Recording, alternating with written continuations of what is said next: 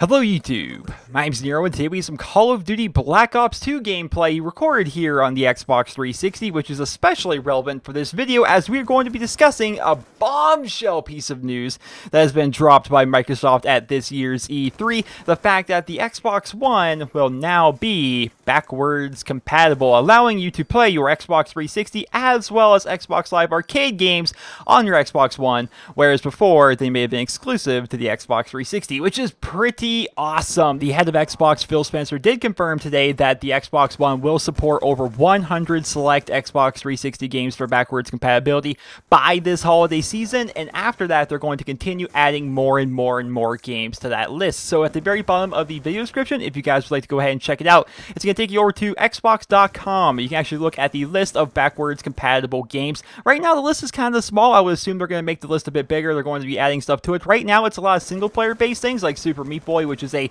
very frustrating and challenging platformer. We've got Mass Effect, of course. We have Perfect Dark Zero, Hexic HD, as well as Banjo-Kazooie and things like that. But yeah, just go ahead and check it out. You guys can see the full list of games that are going to be backwards compatible, and more games, of course, are going to be added to that list between now and the holiday season. I'm interested to see what they're going to be doing this and exactly what kinds of games they're going to be making backwards compatible. I'm definitely interested to be reading about that. As somebody that plays a ton of Call of Duty, I'm interested to see what they're going to be doing with some of the older Call of Duty games and if they are going to make them backwards compatible, because as we all know, as the years go by, developers stop paying as much attention to the older Call of Duty games. You know, you look back to Call of Duty 4, World at War, Modern Warfare 2, Black Ops 1, even Black Ops 2 now.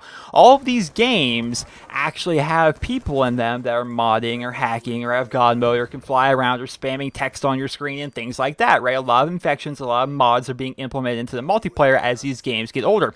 Now, if they make these games backwards compatible and they're allowing us to play them on our Xbox Ones, including multiplayer is going to be a thing. We're not going to be playing these games just for single player. We're essentially just going to be emulating the game onto our systems.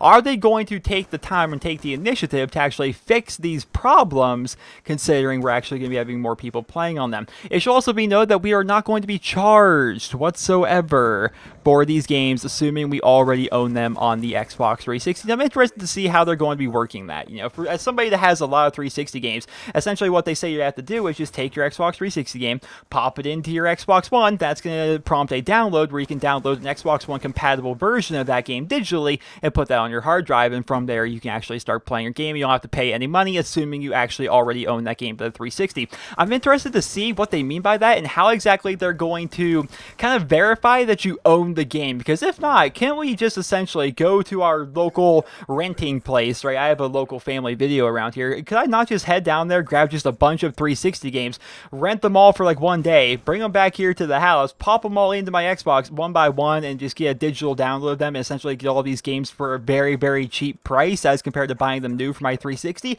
I don't know how they're going to do that. One is going to assume they're going to have some measures in line to kind of make sure you actually own the game that you're downloading and emulating onto your Xbox One, but I'm still interested to see how they're going to be doing that. I'm interested to see what games they're actually going to be putting on there. Of course, they said they want multiplayer games. A lot of the Halo games are going to be coming to this. We're going to be seeing, but it's definitely pretty interesting, and the Xbox One is taking the first steps of the current gen consoles to start working towards backwards compatibility native to the console itself. Of course, over there on the PlayStation, they actually have the PlayStation Now service, which, if you guys don't know what PlayStation Now is, it's essentially an on-demand cloud gaming streaming service where you can kind of like stream the game to your console and you can play it, but there's a little bit of artifacting, and some people like it, some people don't really like it, but the selection of games, I think, is what's holding it back the most, as well as the fact that there is a subscription that goes along with this PlayStation Now. So essentially, they're charging you to be able to play streamed versions of games that you already own and calling that backwards compatibility, whereas on the Xbox One, they're like, hey, if you have the disc, just pop it in there, download a digital version of it, you can have it right away. We're not going to go ahead and charge you for it, as well as I would assume the Xbox Store itself is going to have these Xbox 360 games on there for download for money, assuming, of course, you didn't already own it for the 360. One is going to assume that's going to be the case, but of course, we're going to have to actually learn more about that. But yes, ladies and gentlemen, we did learn today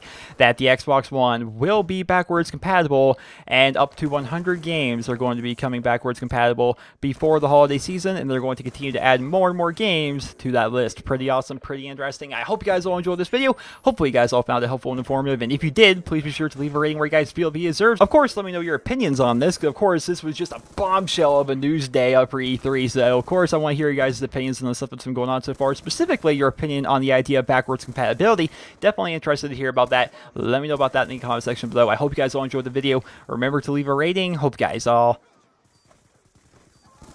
have a wonderful day.